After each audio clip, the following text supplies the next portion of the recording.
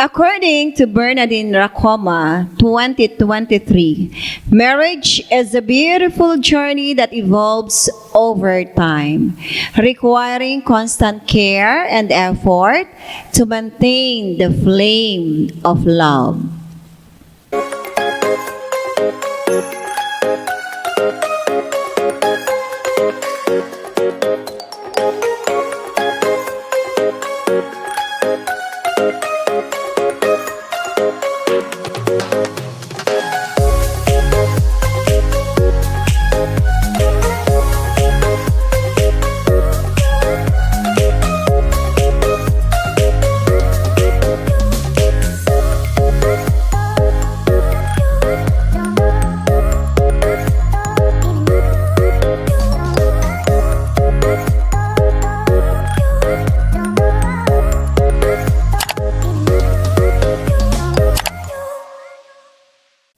Good morning and welcome back to Usapang Kristiyanong Tahanan. Kamusta po sa aming mga tagapanood, sa aming mga taga-subaybay? Kamusta ang araw ng Sabado? At sa inyo ding dalawa, kamusta naman ang inyong araw? Masaya kasi araw ng Sabado. Aha. Oo nga, lagi nating hinihintay ang araw ng Sabado, no? Ay, Parang yes. special talaga sa paghiram ng pag-Sabado na. Oo, kakaiba talaga, ano?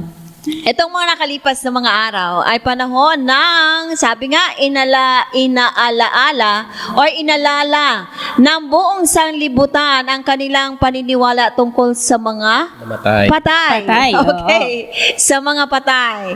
Sa araw na ito ay bubuhayin natin ang namamatay na pag-ibig sa loob ng tahanan. Oo. Ayan.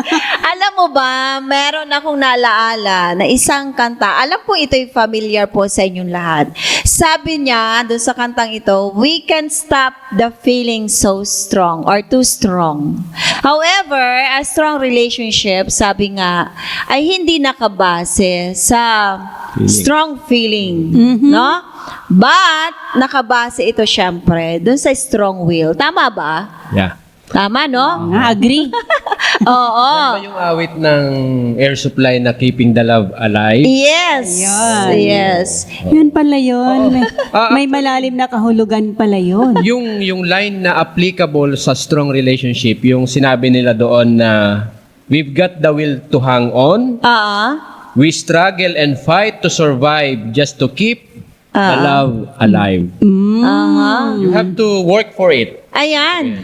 Talagang rekado talaga yung mga ano. Hindi no? siya automatic. Oo. Kailangan may pagdadaanan ka. Aha. Yes. Kasi syempre boring naman kung puro na lang ano no, Kung puro na lang soft smooth. sailing, oo. Oo. Yeah. So, kailangan meron din talagang waves. Correct. Correct. Struggles. At dahil nakatapos na ang pag-alaala nyo po sa inyong mga mahal sa buhay na pumayapa, muli natin ngayong buhayin.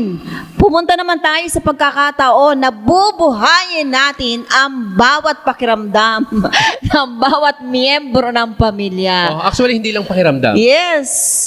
It should be the will to survive and sustain the relationship. Ayon. Pag-uusapan natin ngayon ang nasa article ni Bernardine Racoma na ito po ay tumutukoy sa how to keep love live in marriage. Aba. Magandang pag-uusapan talaga yan kasi ngayon talagang marami kang pagdadaanan at ang iba Oo. nawiwindang na. Yes. At alam mo ba, isa pa rin sa napakahalaga kung bakit ito'y kailangang pag-usapan.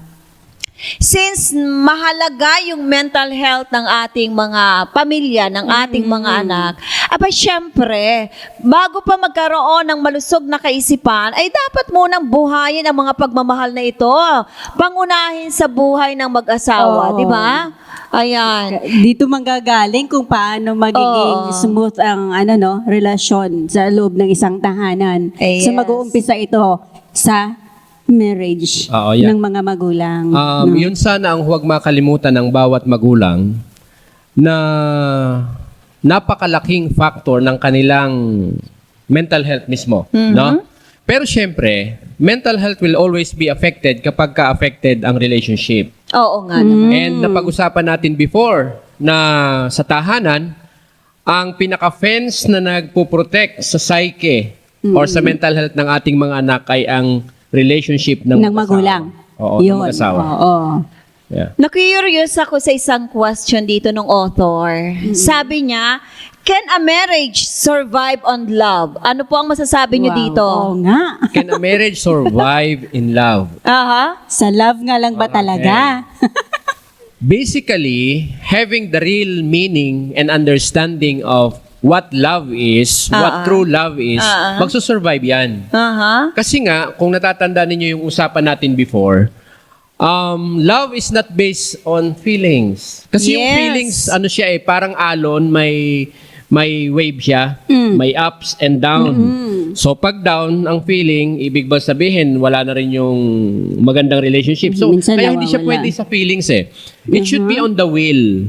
Okay. Kaya pala Kaya principle sabi siya. sa awit, oo. Oh, yes. Kaya siya, kahit kung titingnan natin sa Bible, it should be based on principle. Oho. Kasi nga, ang principle, it can transcend feelings, it can transcend personal beliefs, nalalakdawan din ito yung personal differences. Oo. So, itong lahat kasi, yung lahat ng factors na sumisira ng pag-ibig, okay, sumisira ng relationship, lahat ng mga risk factors na yan ay kayang lampasan ng tunay na pagmamahal. So, nako-conquer siya pag Kaya may siya. love. Oo. That's the very reason why, kung yung question na pwede ba ito mag-survive through love, yes. So, it's a absolutely yes talaga. Absolutely yes. Absolutely yes. Ngayon, nakikita ko, bigla akong naisip, yung mga sinasabi ba, alam mo yun, narinig mo, basta, kahit saging, tama ba yun? Basta labing. May sense pala yun. Hindi lang masyadong naiintindihan, kung ano yung ibig sabihin. Tsaka usually naririnig natin yan sa mga matatanda noong mga sinaunang panahon. Yes. Yun yung mga kasabihang naririnig talaga natin sa kanila. Actually, kaya sila yung nakakapagsabi kasi sila yung nag-go through the test of time eh. Parang, Oo. Marami na silang pinagdaanan na Correct. ups and downs through thick and thin. They were able Yes. to survive.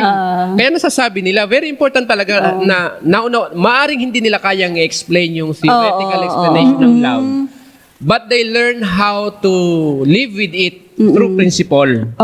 testimonial. Yes, Oo, yes. Base kaya sa mga karanasan talaga nila. Oo nga. Oo. Proven sa kanila yun. Yes. Oo. Kaya sabi po ng ating author na si Bernardine Racoma, love is often considered one of the fundamental pillars of a successful and fulfilling marriage. Ayan, kaya wag po natin kalilimutan sa buhay mag-asawa, wag niyo pong aalisin ang prinsipyo ng pag-ibig. Dapat nananatili sa mag-asawa sapagkat meron tayong mga anak na tumitingin sa atin, meron tayong mga anak na dapat ayusin ang kalusugang pangkaisipan.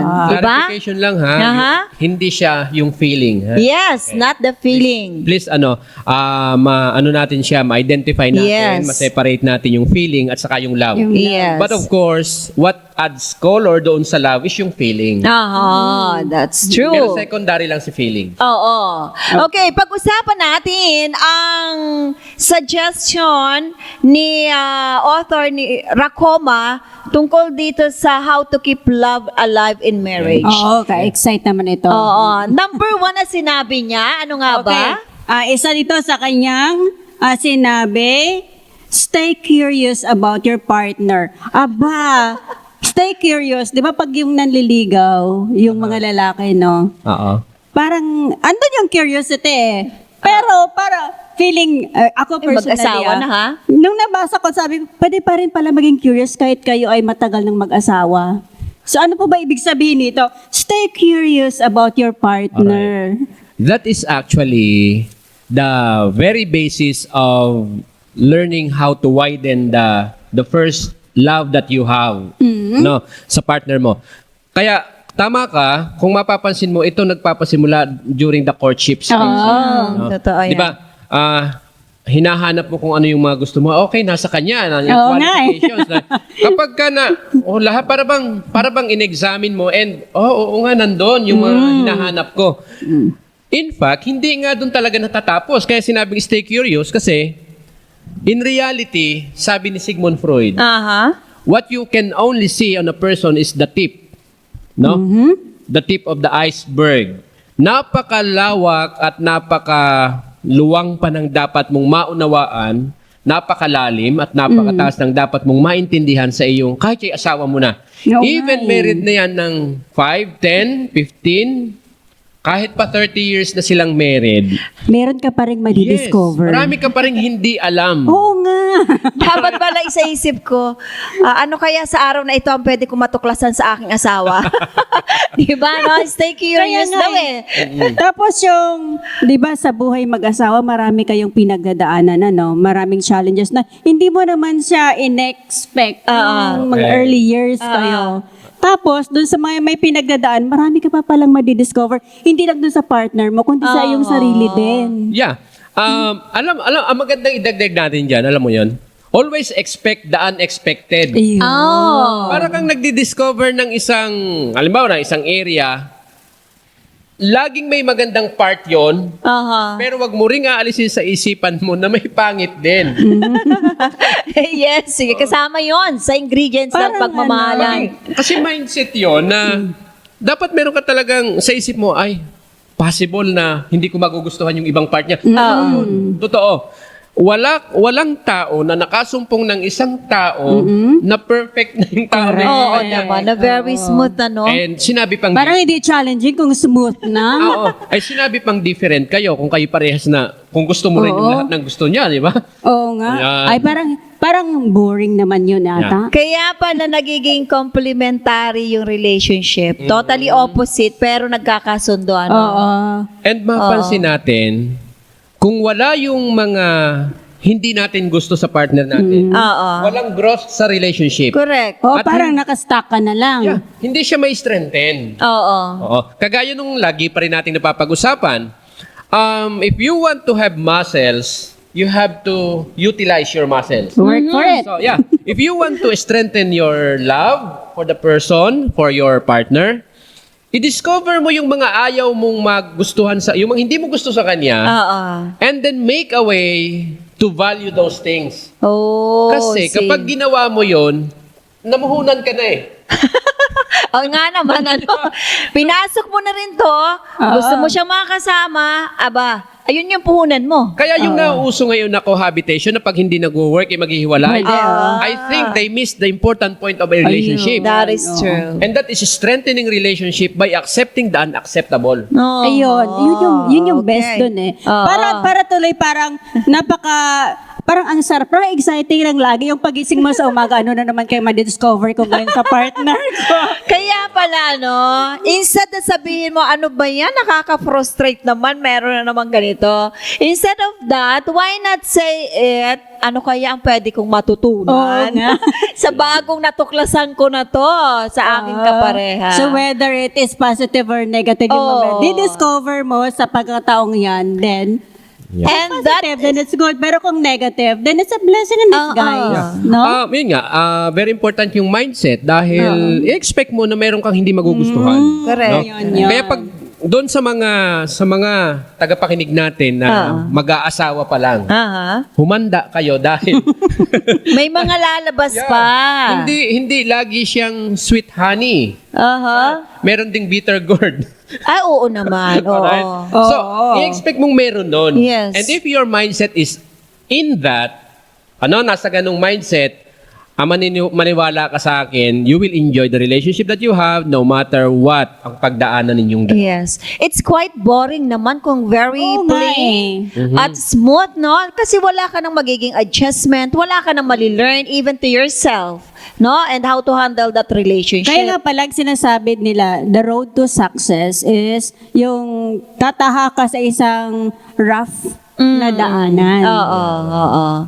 So, with that, matututo tayo na mag-adjust and i-accept ang lahat ng ito, no? Ayan. So, possible na maranasan natin ang mga ganitong bagay kasi meron dapat din tayong may i-adjust sa ating sarili. No? At saka para sa akin, parang best part yun na yung challenging yung buhay. Oo. Parang ang sarap eh. Wala ka talagang magiging personal growth kapag puro na lang Smooth. pleasant. Maganda. Kapag puro na lang pleasant. So, one among the technique that the author gave us is To stay curious. stay curious and Yun. also para ma-stay curious kayo yung constant communication. Oo, yeah. Hindi ka nagwa-wonder at nag-iisip na lang at puro question mark in your And mind. when you say communication, it is two-way, ha? Yaha, Oo, yes. Kasi kakalimutan yon. Oo. Pwede ba na malaman ano yung two ways? Meaning to say, if you want to say something, be ready to listen as well. Oh, no. Okay. Ibig sabihin, Oo. nagsalita ako, wala ka ng karapatang mag-explain. Hindi Be yun, ready yun. to listen. Dapat bukas ka rin. No? Yes. Speaker and listener. Yan, no? Yes. Ayun. Ako, napakalinaw po mga mahal naming mga taga-subaybay. Ano? Stay curious to your partner. The second one na sinabi ng ating author is be fully present. Ay, bay, di ba naman laging present at magkasama na nga eh? Okay. Paano po ba ito? Maging fully present? Fully half lang ba na present kapag gano'n? Ano po bang ibig Lagi mo sabihin naman nito? kasama. Oh, yan. Ano ba ibig sabihin ng fully present? Oo. I don't know if you have heard, no? Kung may narinig na kayong mag-asawa nagsabi, ano pa bang gusto mong Gawin? Gusto mong malaman? Oo. Lagi naman akong nandito, nagpo-provide naman ako, hindi naman ako palatambay, no? Oo. Ibig sabihin, masipag. Yeah, oo. Actually, Pinaprovide naman ang oo. needs. So ano pa bang gusto mo? Alright. Now, being present or fully present means your time and attention. Okay. Time and attention. It doesn't equate with material things eh. Uh-huh. Sometimes taking a break from what you are doing, sitting together, chat for a while, That yun. is fully, Oo. no? Full attention. Kasi pwedeng kaya kinukuha yung attention mo, may gustong sabihing mahalaga eh. Oo. Na syempre, tinatansya din nung partner mo kung yun bang sasabihin niya na mahalaga, mahalaga para sa'yo. Dahil sometimes sa kanya napakahalaga, sa'yo naman ay para yun Parang lang. wala lang. Parang kababaw mo naman. Kaya pala, no, apakahirap naman magsabi, no, habang nagsasalita ka sa kapartner mo, hindi naman nagpipay attention. Oo nga eh. Kung ano ang ginagawa, di ba? Naka-cellphone. Oo nga naman, ano, ang hirap din sa pakiramdam na parang ano ba yan, parang hindi naman concerned, parang hindi naman willing makinig. Tsaka lalo na pag hindi naka-eye to eye sa'yo. Ano yan? Sa body language, tapos sa communication, kapag ka ang kausap mo hindi sa iyo nakatingin habang may nga. sinasabi ka, Oo. it implies a very strong message na hindi siya interesado sa Yun sinasabi. nga. Yes. Indirect way of saying, I'm not interested. Ayun nga. Kasi may mga chances, wala siyang hawak na cellphone. Wala, hindi siya nanonood ng TV. Wala naman siyang ginagawa. Pero hindi nakatingin sa'yo. Yeah. One side lang 'yon. On some other side naman, may mga instances ng parents nagsasaway sa kanilang anak, no? Habang nagsasaway, hindi naman nakatingin sa anak. Ayun Kung lang ginagawa niya. And it proves to be ineffective. Yun nga eh. Kasi parang pag ikaw yung kausap, tapos hindi nakatingin sa'yo, hindi ka satisfied na binibigyan ka niya ng Yes. attention. See? Okay. So, that implies, yung eye contact kasi, implication yun ng magandang communication. Yes. And Kakaintindihan. according to our author, kaya pala na-mention yung be fully present. Eto din they are connected, di ba? They are connected to stay curious also. Kapag nagsalita siya, paano ka may stay curious kung ikaw nga hindi nagpipay attention? Yeah. No? Kung marami kang inilalagay sa harapan mo at nababaliwala yung tainga mo lang ang naka-tune in. Okay? So, kailangan din pala yung eye contact. Oo. Habang nakikinig. Oo. Pinapakinggan mo talaga, tapos minamasdan ka. Yes. Satisfying yun eh. Oo. Saka, hindi nyo ba napapansin? Yung mga bata, ang isang karakteristik ng mga bata is yung curiosity and paying attention. Usually, what we can learn from children, alam mo yung fun? Aha. When you stay curious with your partner and when you pay attention to your partner, para kang nabubuhay sa iyong kabataan. Wherein you can enjoy, and life after all is not all serious. Kasi may mga tao na pagka nag-asawa ay seryoso, no? Life is not too serious unless you want it that way. Na gusto mo seryoso buhay mo, Choice no? mo yun. Yeah, choice mo yun. Kaya lang, mas madali kang tatanda. Ayun nga eh. Stressful kaya pag siseryosohin mo yung buhay. Di ba? Yan. Another thing, kapag talaga meron kayong eye contact, at least very clear sa iyo kung ano yung magiging reaction niya. Nakita mo. Hindi lang tayo nakabase sa pakiramdam. No? At least nakita mo at magiging clear sa iyo kung talaga bang yung sinasabi niya is totoo or serious ba siya or concerned ba talaga siya. Kaya pala totoo yung kantang sa mata nakikita. Oo Sabi nga, nga, di ba? The windows of the soul is nga, your eyes. talagang ang mata ang nangungusap, nakakapagsabi. Ang pangatlo natin, sabi ng author. Ang pangatlo, do not forget your manners. Oh, that's very Manner important. na manner nga eh. Okay. The manner. Yeah. So, anong ibig sabihin po nito? Ano bang Okay. mga manners? To know it more fully, sa inyong mga mag-asawa na, at sa inyong nakakaranas ng ligawan, kayo nasa ganung stage, yung mga naging mag-asawa, isa sa naging dahilan bakit umuo ang babae is the good manner of the man. Oo nga. Okay? Isa din sa kung bakit nagustuhan ng lalaki ang kanyang asawa is the good manner of the lady. Hindi dapat nawawala yon. Like for example, yung thoughtfulness. Di ba? Manner yun eh. Gratitude. Gratitude. Yung paghingi ng sorry kapag ka nagkakamali nung dalaga at binata, hindi dapat yun nawawala. Kasi those are manners, those are practices, those are the characteristics that you have shown. Kaya, kung hindi rin lang yun ang ugali mo, huwag ka nang magpanggap. Habang Kaya binata. pala hindi pwedeng sabihin na alam mo na yun. Aya, kung Diba? Pahulaan eh. Pahulaan. Alam mo na yun. Ay, ano nga yun? Pakiramdaman. Diba, kayong dalawa may asawa na kayo. Diba? Naranasan ninyo noon na totoo talaga yon na nung mga nanliligaw pa sa inyo, di ba? Alam nga namang magpakita ng pangit yung lalaki, di hindi mo Yun nga eh. Yun Oo. naman. So- Abay, ang bilis thank you, Oh, diba? sorry. Nung asawa na, Bala ka dyan. nawala, di ba? See? Keep that manners working, no? Ibig sabihin, kaya napakahirap yung nanliligaw na plastic. Ayun pala yun. At yung nililigawan, plastic din. Ay, kung Tupperware naman daw eh. What's the difference? Plastic, ano? How long Ayun lasting? pala. It is better to be Dapat natural. continuous. Be natural. Hindi dapat Natural. nawawala. Oo. So, parang kung ano yung nung mga dalagat binata nagliligawan ko, ano yung mga ginagawa yun. So, dapat pala ito, mas nagagawa nung mag-asawa pa. Correct. Hindi dapat nawawala. Kaya nga. Kung hindi, mas pinainit. Oo. Di ba? Nung dalaga ka, pinagdadala ka ng bag. Oo nga eh. O nung asawa na, sino Tayo. na nagdadala ng bag? Di lahat na. May yung kasama asawa pang na. anak, di ba?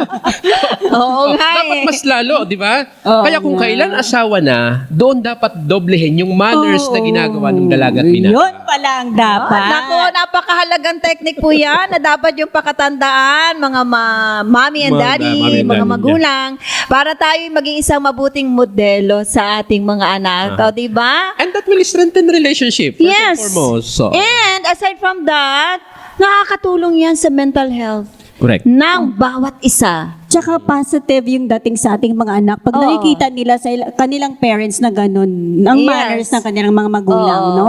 Yung pag simpleng konting bagay lang, maliit na bagay, nagsasorry, nag-thank you, nadadala ng mga anak. True. No? O kahit paglabas nila ng bahay sa kanilang mga kalaro, nagagawa Nagagawa nila yun. Yun. Ayan. Yun. Kaya sabi po ng ating author, how to keep your marriage alive, expressing gratitude help strengthen relationship by reigning the love between you two. O, di ba? Yun talaga ang mahalaga ng mga bagay na ating pong pakatandaan. Ang sunod po na suggestion ng ating author is this: pursue pursue your personal interests and hobbies. Oh. Aba, paano yan? Magagalit naman, may asawa ka na. Bakit yan pa rin ang ginagawa mo? Dapat, hindi na yan. Nung binata ka lang yan, yung dalaga pa yan. Pwede po ba yun? Na maipagpatuloy ko pa rin? Primarily makikita mo yan doon sa mga lalaki na mahilig maglaro ng basketball. Oo nga eh. Alright. Nung binata sila, talagang love na love nila yung Basketball. Nung naging mag-asawa na, nag-expect ang asawang babae, Andyan ka na lang sa tabi. oo, Tagi. kapag may gawaing bahay, lagi kang nandiyan. It is very important sa bawat mag-asawa na maalaala nila na yung kanilang naging asawa ay isang person, mayroong individualidad or individuality. Ibig sabihin, mayroon siyang bahagi ng kanyang buhay na siya yun eh. Oo. Now, marahil, dahil mag-asawa na sila, pwedeng magkaroon ng tinatawag na adjustment. Yes. Masing yung lahat. No? Halimbawa, kung ako ang asawang lalaki na nung ako'y binata ay ako'y nagbabasketball araw-araw, baka naman po pwedeng kag-araw ng linggo, tulungan mo muna. I-separate mo Ayan. yung bahay naman. Ay, ganun ba? Ilalagay mo sa schedule. Oho. Parang mapag-usapan na hindi nawala yung iyong individualidad bilang basketball player or mahilig kang maglaro ng anumang game. Pero at the same time, mag-sink in din sa isip ng lalaki na, oops, may asawa na ako, meron din akong responsibilities. So, Oo. I have to balance this both. Yes. So mag-schedule ka Oo. ngayon. Parehas yan actually. Babae man o lalaki, mayroon silang kasarinlan nung sila yung mga singles pa. And hindi dapat ito ma-erase. Correct. Kapag sila'y naging mag-asawa na, dapat itong mag-fit in together dun sa naging asawa, pero hindi siya dapat mawala. Yun. Sapagkat that what makes that person a person. Pag inalis mo yan, magkakaroon ng malaking effect yan sa kanyang pagkatao. Oo. Okay? Sometimes, yun ang pagmumulan ng hindi mo maipaliwanag na pag-aaway. Kaya pala yung iba nasasabi nilang, nasasakal na masyado. Yeah. Ayun. Oo, kasi yung individuality po kasi nawawala kapag mag-asawa na. Dahil ang maraming katiwiran, may asawa ka na, hindi na dapat yan.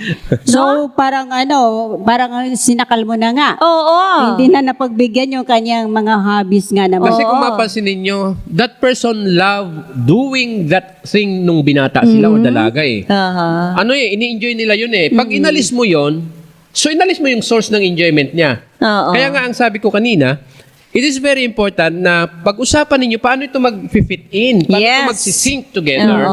Yung parehas kayong may individuality, paano kayo magkakaroon ng unity pero hindi na-erase yung individuality. So, kailan na pag-uusapan? So, kailangan balanse talaga. Oo. Kung ikaw na asawang lalaki ay merong mga kaibigan na gustong makakwentuhan, kung dati ay ginagawa mong halos hanggang hating gabi, Ayun nga, ngayon, balansehin mo. Hanggang hapon na lang.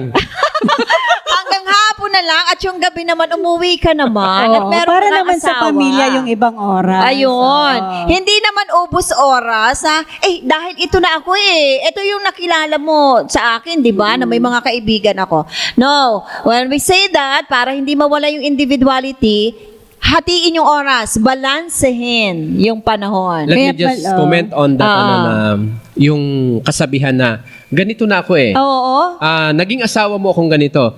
Kapag yun ang katwiran ng isang partner, it signifies rigidity. Oh, ma. At usually, ang rigid na bagay, yan ay patay, ha? Aha. Kasi yung patay lang yung hindi Oo, mo hindi move. na Matigas talaga nagmumove. yun siya. Matigas na. Okay. Rigid. So kapag ang katwiran ay ganito, muna ako naging asawa, tanggapin mo kung ganito. Oo. So parang patay yun. Oo. That means, yun ang dapat na mabuhay yung pagmamahal niya. Yes. Ano po ba ang magiging impact niyan sa relationship nila? Of course, doon darating yung time na nagsasama na lang kayo ng dahil sa anak. Ay, sad to Ay, say. malamig na yung O di kaya relasyon nagsasama ninyo. na lang kasi Adventist tayo, hindi tayo pwede maghiwalay. Oo. O, di ba? Which hindi siya maganda.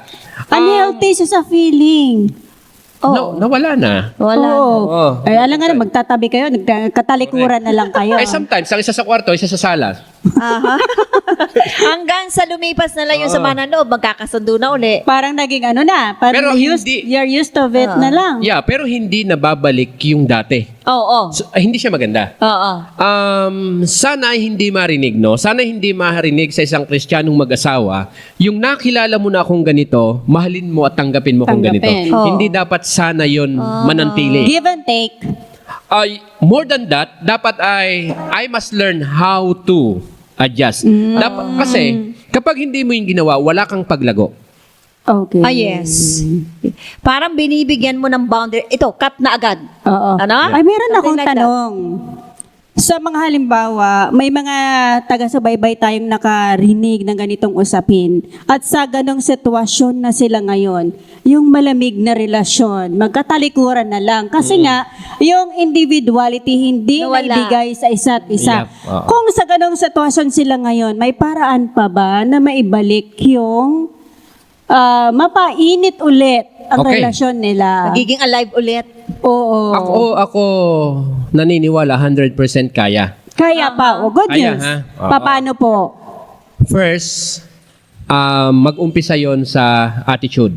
Mm. That I am willing to learn. Oh, okay. Kasi, kapag ka wala kang openness to learn, imposible. Eh, hindi na mangyayari. Hindi na. So, Ngayon, ibig sabihin, magsimula sa sarili talaga. magsimula sa sarili. Hindi sasabihin ng asawang lalaki na magbago ka. At hindi rin sasabihin ng asawang babae magbago ka. No. Let's start all over again. Pag sinabi nating let's start, sino yun? Ako lang ba? Dalawa Siya- kayo. siya lang ba? Tayong Hindi. dalawa. Let us start. Ibig sabihin, bumalik kayo sa pagkadalagat binata. Isipin niyo ulit yun. Balik kayo sa ganung mindset. Ano ba kami nung dalagat binata? Kasi yun nga yung nawala eh. Nung nanliligaw, ano bang ginagawa mo? Di ba gustong-gusto mo siya? So ngayon, naging kasama mo, mas lalo dapat nagustuhin mo. Eh di, ang point nga, marami kang na-discover kasi hindi ka naging ready. Doon sa truth, mayroon kang madidiscover at nawala na yung curiosity. Ayun. Ayun, At hindi na oh. tinanggap. Sa bagay, Yung mga negative. ang curious lang naman yung gusto matuto eh, di ba? Oo. Tama. Totoo yan. At saka yung gustong matuto. Kaya pala, no, hindi maganda yung kasabihan na ang ugali ko, may mga nababasa ako nito, ano, sa Facebook, pag napa-flash sa aking, sa Facebook, ano, na ang sinasabi, ang ugali daw niya ay nag-a-adjust, depende sa magiging ugali mo. Oo. O, di ba? Parang, parang mali. It's a big wrong talaga.